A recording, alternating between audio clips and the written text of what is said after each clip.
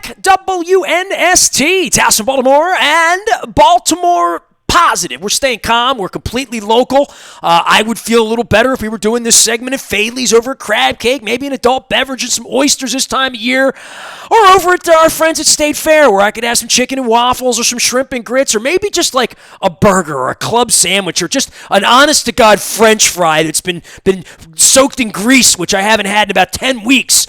But we'll get over to State Fair, and they're going to be socially distancing over there. They're going to be opening up the Mexican restaurant across the street. Don Moeller will meet you at the front door whenever we can get 6 feet away, and maybe with a mask on as well, and give you a little tour of Frederick Road. We do appreciate all of our sponsors. You can order those crab cakes from Faidley's online. You can curbside or hang out over at State Fair. And by all means, and I know Don clicked the button and ordered some Taharka made in Baltimore, incredible ice cream. I have consumed all the chocolate love here, but Don has a couple pints of this in the fridge as well. And let's not forget Moeller and Gary Realty and selling homes, listing homes. 'Tis the season for all of that. And I went to sell and list my home a couple years ago, couldn't sell it, and one of the things I did was reach to Don Moeller and say, we got to start this thing called Baltimore Positive.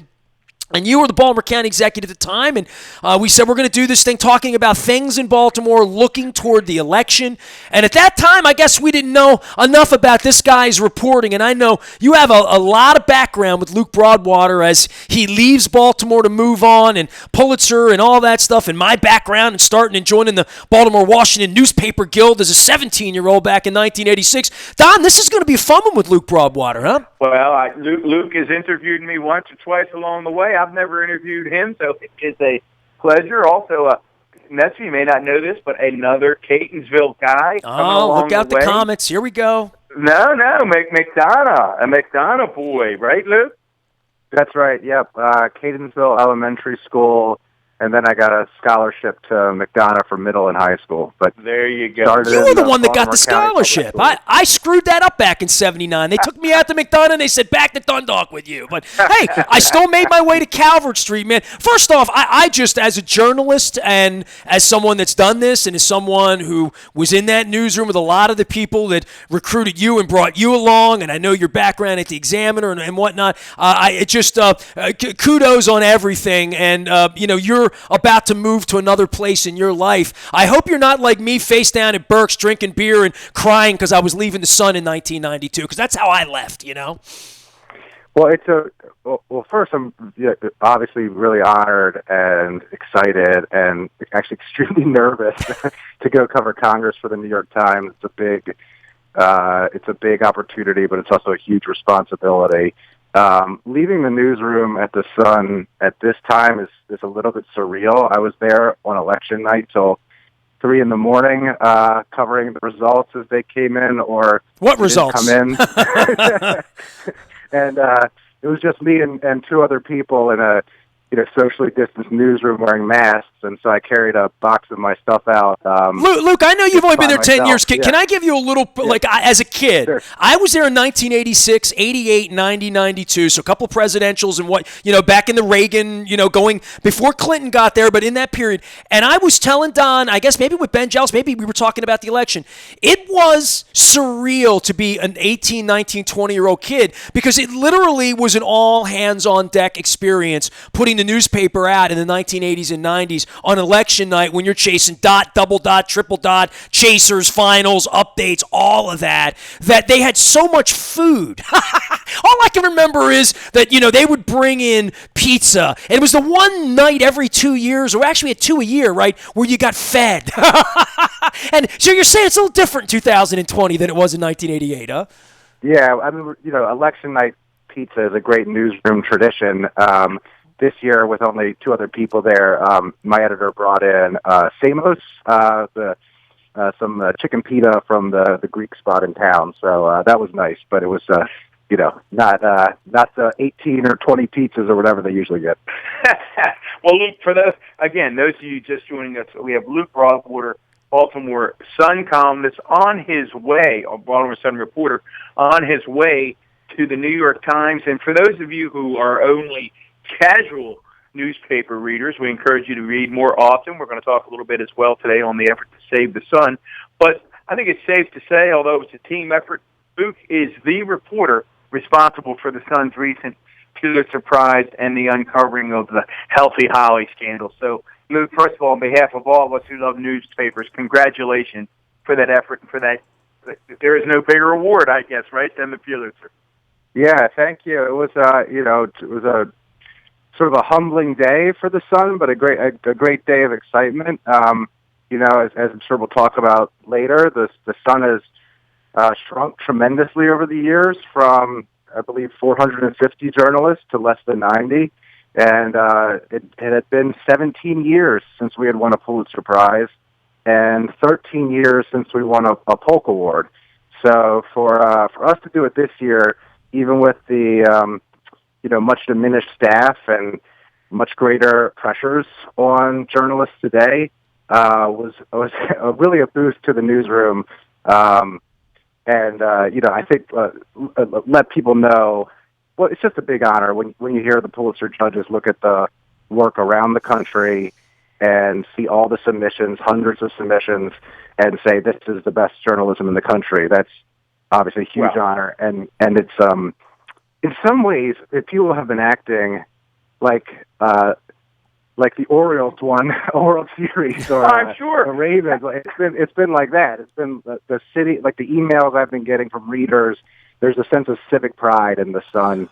Well, hold on. Taking down an elected official who was this brazenly corrupt, right? Like, I mean, it is all the president's men on the local, I mean, going back to Agnew or anybody else that was corrupt here, through the generations. But, man, you grew up into this, and on the news side, I was always in the toy department, Luke. I was just trying to get the third-rate prize for the APSE, best high school writer in 1988 or something. The Pulitzer, it's above and beyond, but it really does speak to how she could still be the mayor. You know what I mean? Like, she could be the mayor getting reelected today, maybe if they would have counted the votes. I mean, I don't know how this happens from a deep throat or a tipster or whatever, but a lot of people were in on the Catherine Pugh thing, and I would think that there was smoke in the air for a hardcore reporter like yourself, that this wasn't something you heard on Monday and busted on Tuesday, Well, let's start with that, Nestor. Luke, I think that's a great question that people might have. When you started, which is where Nestor's question takes us, when you started to write about these donations of these books and to these books, did you have any sense on day one that you were onto something that was going to get bigger and bigger?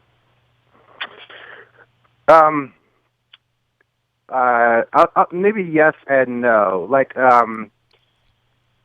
So I can sort of tell the story about how everything came about. I was at the movies with my kids.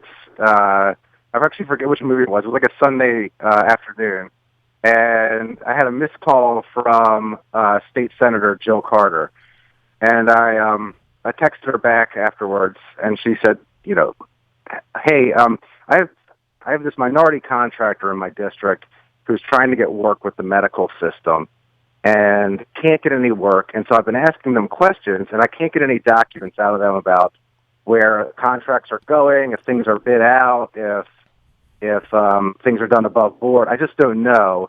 And you're good at digging into things. You're good at investigating things. Can you look into it? And, it was sort of a suggestion, like an idea. And I said, Does that happen often, by the way, in your beat? All the time. Okay. All the time. You always say, email me tips. Everybody would say that, absolutely. Right? Literally. And most tips don't pan out. Like most.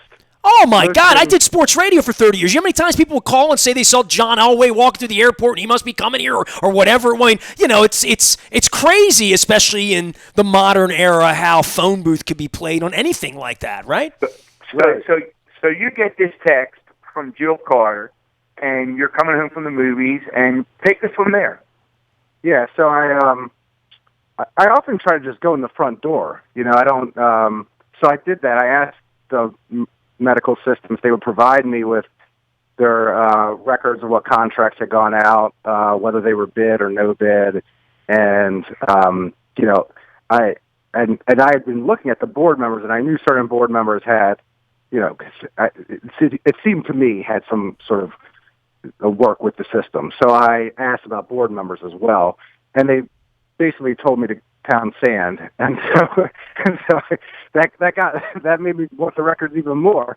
And Right. so I started calling around to different people. No comment means make some more phone calls. Absolutely, yeah. I like to say it like it tingled my spidey sense as a reporter that you think, well, why won't they give me the records? So if everything was above board, why wouldn't you just hand them over? So I called people. At this point, I didn't know that much about the medical system or how it worked or its contracting practices. And so I called a few people in the know who watch this kind of stuff. And they said, hey, look, you can't, they don't have to give them to you because they're technically a quasi-private corporation now. They've been privatized. It started as a public hospital, but it's now a private corporation. But they do have an oversight board, and they have to submit some forms to them, so maybe you can get them from them. So I called up there, and they said, oh, no one ever looks at those records. Like, no one ever asked for them, so let's dig them out for you. And so I put in the Public Information Act request and got all the documents, and I'm flipping through them, and I see some contracts that might be legit, might not be, I don't know. And then I saw Mayor Pugh was in there, and I saw they had paid her hundreds of thousands of dollars for her Healthy Holly books. And I had seen these books during the campaign, and it just struck me as odd that they were buying them in the same volumes as Harry Potter sold. So I called a couple of people and I said, does this seem off to you? And they're like, yes, that's very strange. That's highly unusual. And that's how things got going. I didn't know it would necessarily spiral the way it did at the time. You sort of just, as a reporter, you run down tips and you check them out and you write what you know and don't write what you don't know. And then the chips sort of fall where they may. Well, what did you start to know, I guess, at that point, other than you see this? When is that, by the way? When is that Sunday you're with your kids? And from that moment till the time where the FBI showed up at her front door? So it was actually pretty quick. I mean, from the time the first story published, it was 6 weeks later till she resigned. One thing that happened was she started telling stories that weren't true. So she would say, oh, I only made this much profit off it. It'd be some small number. But then you would get another document that showed she made hundreds of thousands more than that. Or she would say, oh, I only had this one deal with this one system. And then it turned out, basically multiple contractors that went before the Board of Estimates and one of these contracts were told they had to buy these books. And so it was, not just one contractor, but now it's 8 or 10. And now there's some donor who she asked to pay $100,000 for the books, and she only gave him one book. It's so brazen, isn't it? I mean, the way you talk about it, it just sounds like a mafia deal. I mean, to me, it just sounds like you're going to get in bed with, and these people are never going to rat you out, because you're the mayor. It feels to me as a citizen, as a taxpayer down at the harbor that can't get anybody to walk through my place, which is why I started Baltimore Positive, in sort of the outrage of this, because as you're getting this information, are you not sort of a little outraged, even as a citizen, the reporter aside, to say, wow, this is so outrageous, I can't believe it's going on? Well, so you sort of have to, as a journalist, you have to approach things with different hats on, right? So you can't get too emotional when you report, I don't think, because you have to play different roles in the story. So it's important to, in some cases, when you're doing investigative reporting, you are acting like a prosecutor or a judge. You are uncovering information and pointing out through analysis that this seems suspicious or unusual or whatever. But at the same time, you have to be the defense attorney too, and so you have to put her best defense forward, and you have to give her attorney his best argument, and you have to be fair-minded. So you let your instincts sort of guide the story, and what from sort of the investigative reporting arm, but you can't get too outraged personally because you have to be fair throughout the whole piece, and you have to. Ideally, even when you do investigative reporting, even the people who are on the other end of the investigation should feel that they were treated fairly, and that's you have to keep that the whole time.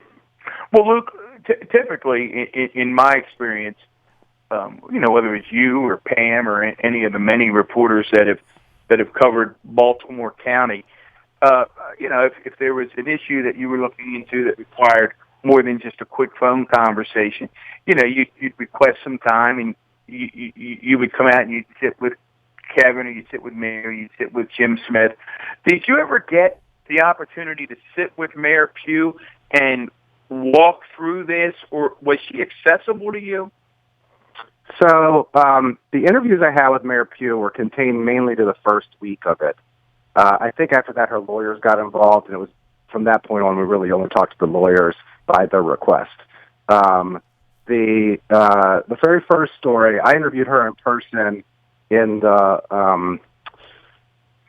courtyard at the State House. So she had been down there in Annapolis. She was going to testify on the Kerwin legislation. And I had really just gotten these documents only hours earlier. And so I saw her there, and I said, no better time to seize the moment, right? Like, why go through a spokesperson when you have the principal right there? So I walked up to her, and I said, I have to talk with you about your sale of these Healthy Holly books. And normally Mayor Pugh would get cross with me when I would challenge her on things and tell me I had it all wrong, Leaky screwed it up again, that kind of thing. But this time she just seemed kind of worried. I saw like a little nervousness in her eyes. And you knew her well enough to know her well enough, right? Yeah, sure. I covered her for 10 years, and we always had a good working relationship. Like, I think that she respected me as a fair person and knew I wasn't somebody who just writes hit pieces and that kind of thing. And so then after the story published that night, she called me maybe 3 or 4 times and offered different versions of the story that kept changing. And I thought, this is not like good. Your kid does when they did something wrong, literally, right?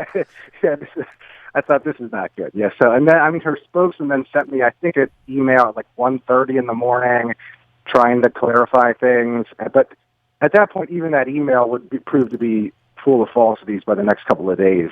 So it was, I do think in retrospect, like, they could have handled it differently. I'm not sure if it would have changed anything, but if she had gone to her people and laid out everything, and they came forward at one time with one statement that was the truth, or as best you could tell it, and this is what I did, this is why I did it, this is why I'm sorry. Maybe that would have changed things. I don't know, but it would have been at least different from like a communications perspective, where you didn't have changing stories that kept being proven false over a period of weeks. Well, look, then it evolved, and I guess, and you're the Pulitzer Prize winning journalist here, that you can lay it out. I guess this is not unusual for a big complex story. It then evolved into a story about the role of corporate boards, right? It went just from the selling of these books to a larger story about the role that corporate boards play in the city of Baltimore. Yeah, and so, one thing you did see out of this was you saw reform, pretty quick reform.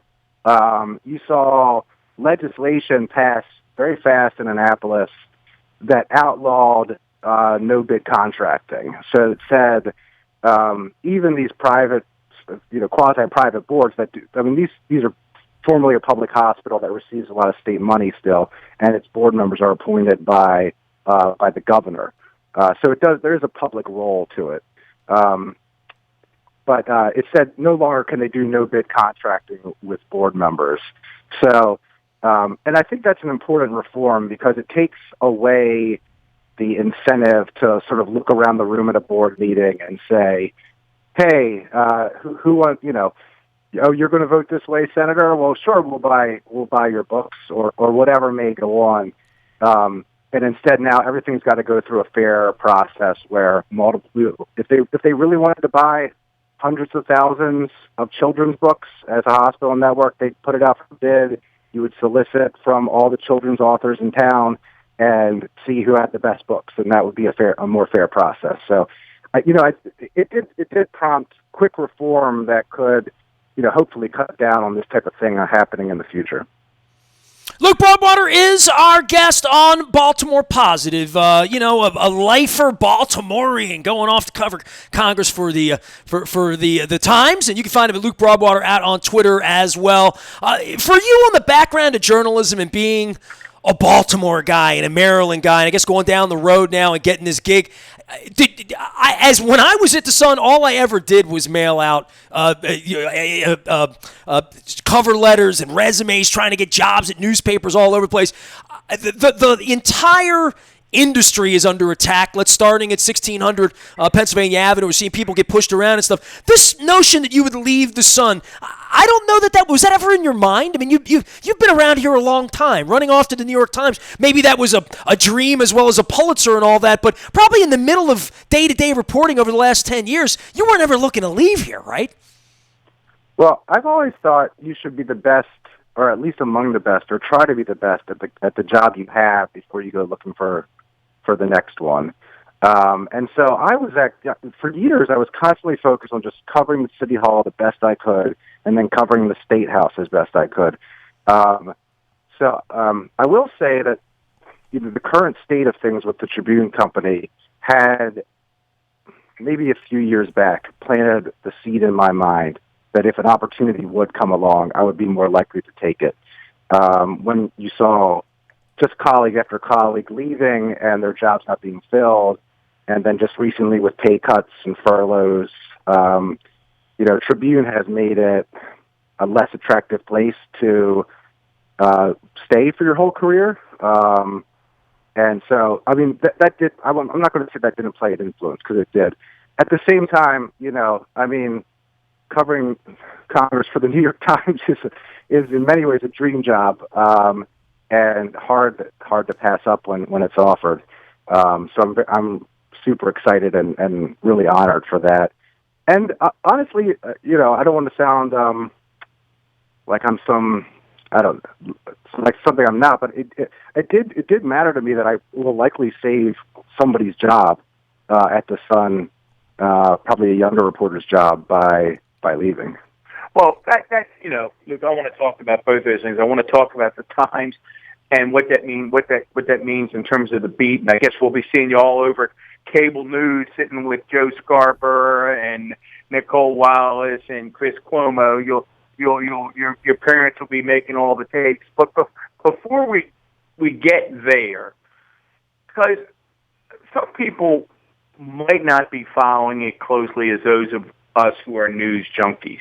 But I've been very clear publicly whenever I've been interviewed, I've been clear on social media that I think what the Tribune is doing to the Sun is absolutely horrific. And I don't think people understand what danger the Sun is in. Nestor and I have been very supportive of the Save the Sun efforts.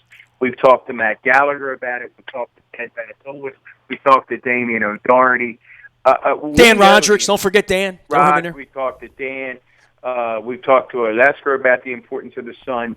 I mean, those of us who love newspapers know how important it is to save the Sun. But give folks, take the curtain back a little bit for them, Luke, and tell them really how the Trib has been taking the Sun apart piece by piece. Yeah, so unfortunately, with the sale of the Sun to the Tribune Company, there has just been a tremendous downsizing of it and a contraction of it. The Sun closed all its foreign bureaus some time ago. I mean, many people it wasn't even that long ago that we had foreign bureaus in London and Johannesburg and Jerusalem and Moscow. All over the world. Those all closed. I used to have to take dictation from those guys back in the 80s when their TRS-80 broke, Right, True. Yeah, exactly.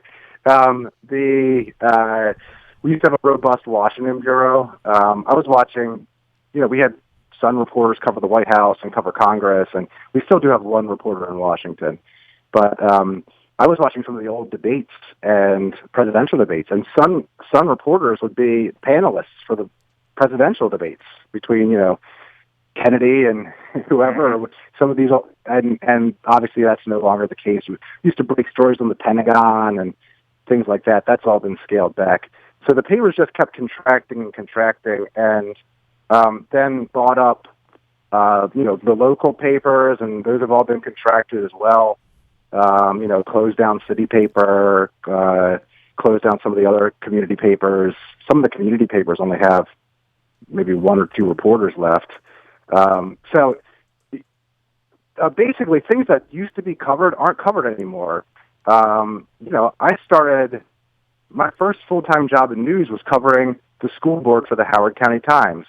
And I sat there till 2 a.m. covering school board meetings. And, that's how I sort of learned how to be a news reporter, was watching how government works really close up. And I just worry that stuff is not being covered anymore. And so the public is less informed about what the government is doing. And I think that's a worse thing because for everybody. Well, look who got elected president. Yeah. So Luke, when you head down there to Congress now, just logistics. I'm sure you. I know how we are as parents. I'm sure your mom and dad. So what does this mean in terms of where you live? Now you work for the New York Times. You're covering Congress. Does that mean you have to uproot your family? Can you work from where you live now, or what happens to Luke Broadwater's lifestyle now? Well, we're figuring that out. I have 2 kids, and so.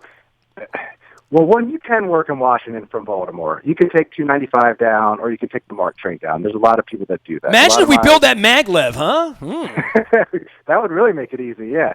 So there's, but there are quite a few of my colleagues who live in Baltimore and work for the New York Times out of the D.C. bureau.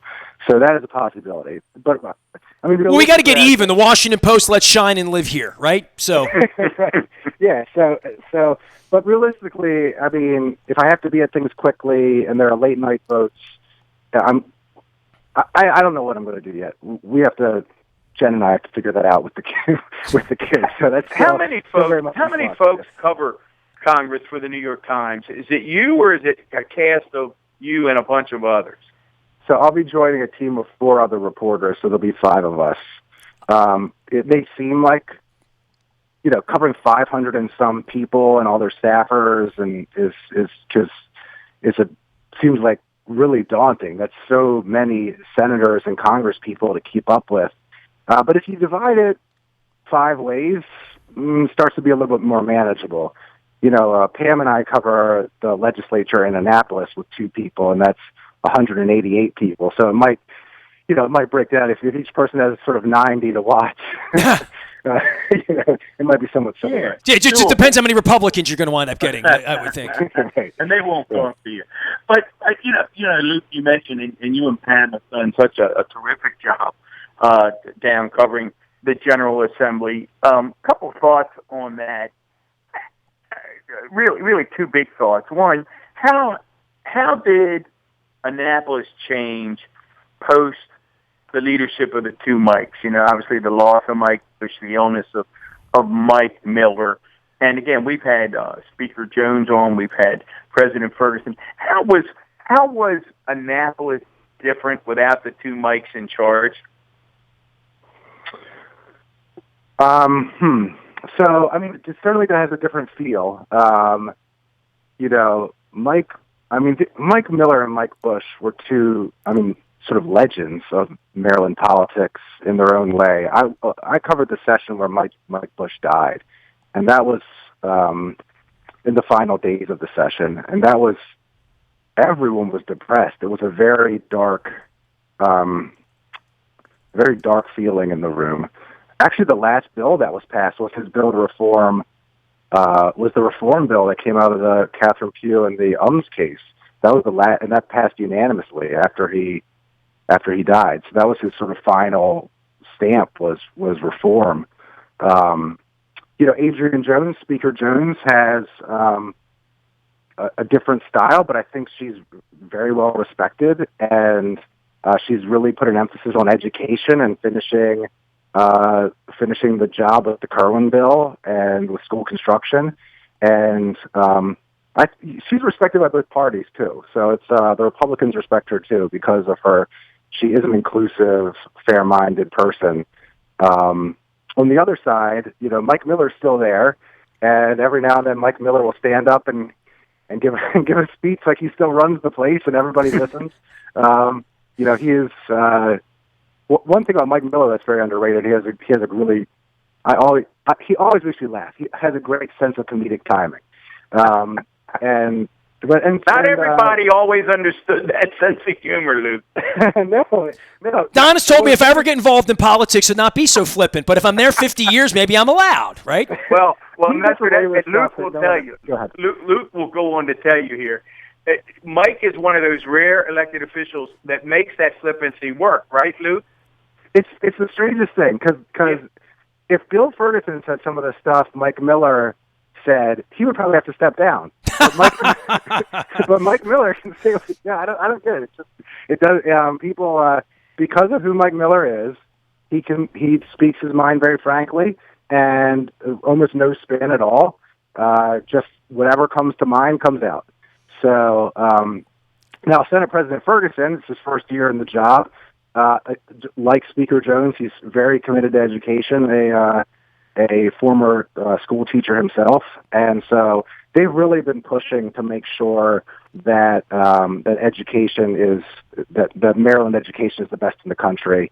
And he even, somewhat amazingly, brought along 7 Republicans to vote for the Kerwin bill this year, which I thought was a They love our children. Yeah, that's remarkable. That is a remarkable accomplishment of leadership, though, right? And he did that by adopting Republican amendments on the bill. So the Republicans said in the Senate, well, I don't know. What if there's a bad turn down in the economy? We should have a governor on the bottom that says if the economy gets too bad, it doesn't go into effect. And that had been rejected on the House side initially. And Ferguson said, you know what, we'll accept it if we can get some Republican votes. And there were a couple other amendments like that to alleviate Republican fiscal concerns about the bill that he accepted. And so once those were added in the Senate side, the House then accepted them too. And so he did some things to make it a bipartisan effort, and it ended up being a bipartisan vote, at least among some Republicans in the Senate. Luke, I want to drill down into Baltimore here. And by the way, I see the Taharka in your freezer, and our sponsors appreciate that. Yeah, that was the best purchase of the pandemic by far. It wasn't. I'm going to re-up that probably next week. So. And by the way, the matcha green tea, very underrated if you don't have the matcha green tea. I want to ask this on a Baltimore side, because, we started Baltimore Positive, and I would ask you, is the state better run or is the city, and things get done in Annapolis? I don't know that things ever get done in the city, bro. And I live here, and my frustration is boiling at 2 decades. And you're reporting of this woman who we entrusted to be on the up and up after riots, after the city half burned down, after the lady before that was stealing gift cards and fur coats and Lord knows whatever else. And now, as I sit here, we're adding up the votes, and she's going to be running the city again probably, unless Brandon Scott has some last-minute surge here. And it may take him 2 weeks to figure it out. And Don and I have taken a deep dive into what it feels like to wake up in America after riots with a mask on in a pandemic that apparently isn't a pandemic anymore because no one's honoring it, and Texas guards all over the White House. But more than that, we still don't have a mayor here, and we're not even down with whether the election's on the up and up. And I think Zeke Cohen and everybody in the first would probably be with that. But the city is such a mess. It's a mess at every level in this election thing. While it has tentacles into the city, it'll get blamed on the city. If you live in the city, it's one more thing with my water bill, with the crime, with the pot, whatever it is, tax bill, all of that, because I'm included in that because I am a resident here. As you depart, and if I made you mayor tomorrow, and obviously the mayor's position is a very powerful position, as we've learned from Bill Henry and others, and Joan Pratt, and voting and city council presidents, and how much power the mayor has. If you get the power, what's really wrong here? Give me 3 or 4 or 5 things right off the top, police-wise, education-wise, leadership-wise, competence-wise, water bill-wise, that the next mayor, whether it's Sheila or somebody else, has to look at and say, this is a mess in the city. Well, I think the fundamental problem, and there may be a number of ways to change this, but the fundamental problem is the city keeps losing population. And if you lose population, you have less of a tax base, which means you can't fund your schools as well. and you can't clean up your streets as easily, and you can't fix your pipes as well, and you can't fund all the things that government should be funding. And unfortunately, the city has lost population since World War II. There have been some years where population was flat or actually went up a little bit, and the last time that happened was under Mayor Dixon. So if Mayor Dixon is the next mayor, and there is a silver lining, I know you're concerned about that, Nestor, and as are others. I would say about 70% of the residents in the city are concerned about that. I mean, literally, like, she's going to have such a small percentage of real support. And I don't know how many people will pull the lever. I'm thinking twice all around, because I pulled the lever for Catherine Pugh last time, like 133,000 other people did. And based on your reporting, it was a grave error, I mean, and if I see her, I'll tell her that. I thought Mayor O'Malley, Governor O'Malley, had an interesting quote in that Politico piece, which he said he supported Mayor Pugh last time, too. He was worried that Mayor Dixon would not be able to attract top talent to City Hall. But now he said, that less people would have lost their lives had he made a different choice. I don't know. The murder rate went down under Mayor Dixon. Population went up. There was obviously the criminal case against her. But at least some large number of Baltimoreans, looks like 30% of the Democratic base, remember the good things about her more than the bad. And so take that for what you will. Can she repeat the success she had from a governing standpoint again? I don't know. But if population goes up, crime goes down, streets get cleaner, that's sort of the recipe for success. Right. Well, we had Mark Steiner on last week, Luke, and he was analyzing the mayoral race at that time. And one of his comments was, and he said that he had known Sheila since they were both in their 20s, and he said that he really felt that Sheila Dixon was on her way to becoming not just a good mayor, but a great mayor when she got involved in the issues that took her down, the gift cards and the accepting gifts from contractors.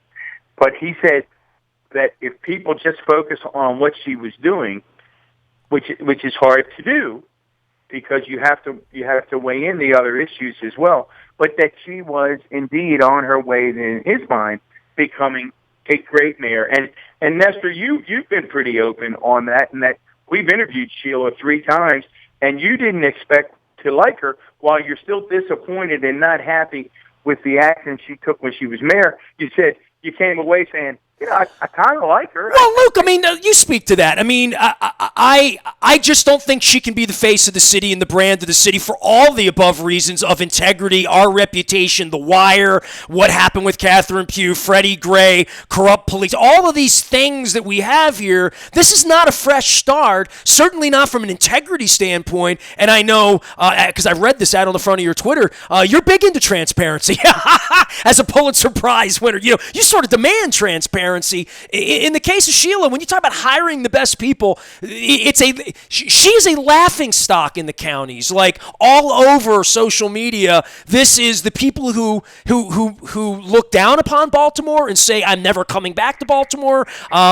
And what we need in Baltimore are these counties to start supporting the city. And Don and I went through it with the entertainment and the museums and the Orioles and the restaurants and Little Italy and festivals and all of that stuff. I don't know that people have confidence in Sheila Dixon. I on the whole, have confidence in her. And I think there's going to be a pretty healthy level of outrage among the other 70% of us who do not want her to be mayor, but would have no problem if she was doing something educating people or doing something in economic. I mean, I think she's a good public servant and a good citizen, quite frankly.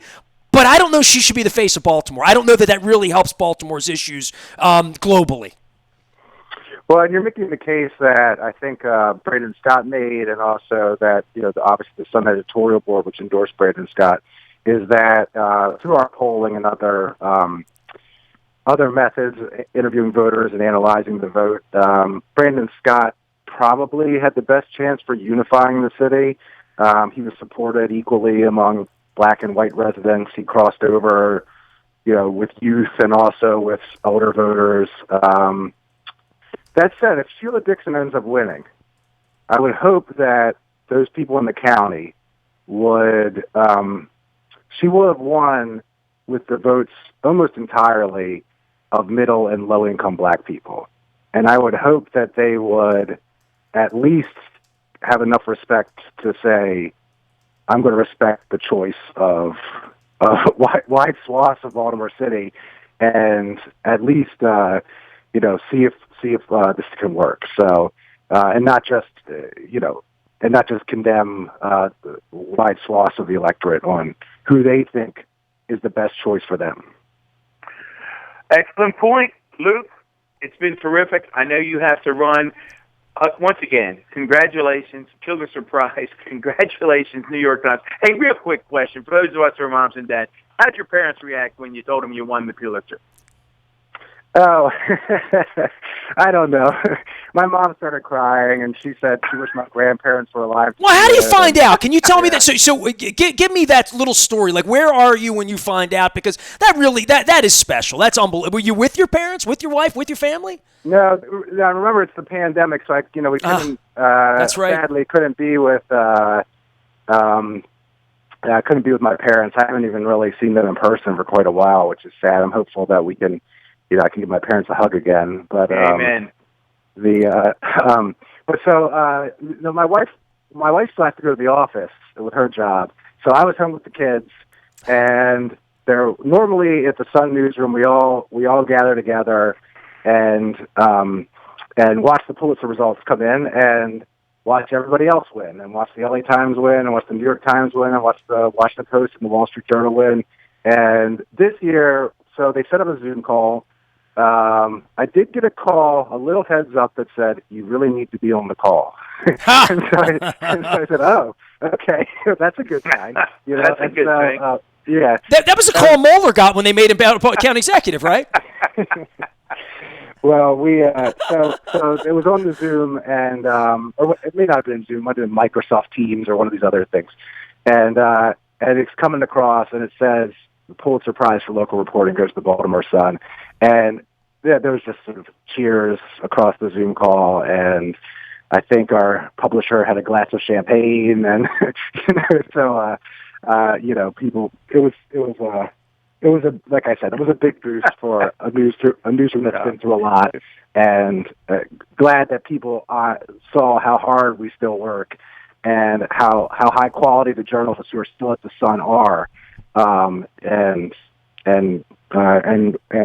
honor us with this huge award. Well, you should celebrate, all the way through. And we have 426 mutual connections on LinkedIn. At some point, I'd like to say hello, break bread, and congratulate you personally. And when I do that, I'll deliver some Taharka eggnog ice cream because it's my favorite, even the leftovers. So don't go to sleep on the eggnog. Hey, congratulations, really. And from Catonsville and McDonough and Baltimore, and we'll be watching you. And as Don says, you'll pop up on Bill Maher at some point, I'm sure, right? Yeah, we'll see him. Guys, thanks so much for having me on. And when this is all over, I'd love to get a Fade These crab cake with y'all. Oh, see go. that? Luke, best wishes down there in D.C., and I know you'll make us all proud, and it's always been a pleasure to work with you, so thanks. Great. Thanks so much. Luke Broadwater, reporter at the Baltimore Sun, now moving to the New York Times and going to be doing some Congress stuff in we had a little Healthy Holly conversation there, didn't we, in the future of Baltimore. Great stuff with Luke. Make sure you're following him out on Twitter. Don Moeller is a former Baltimore County executive, my dear friend, and one-time 1982 Dundalk High guidance counselor, keeping me straight here with Baltimore Positive. Waiting on election results, still trying to figure out what's going on in Washington, D.C., talking a lot about race and about crime and about policing and about education and about summer. I am Nestor. We are WNST.net, AM 1570, Towson, Baltimore. We're keeping calm, we're staying local, and we're always Baltimore Positive.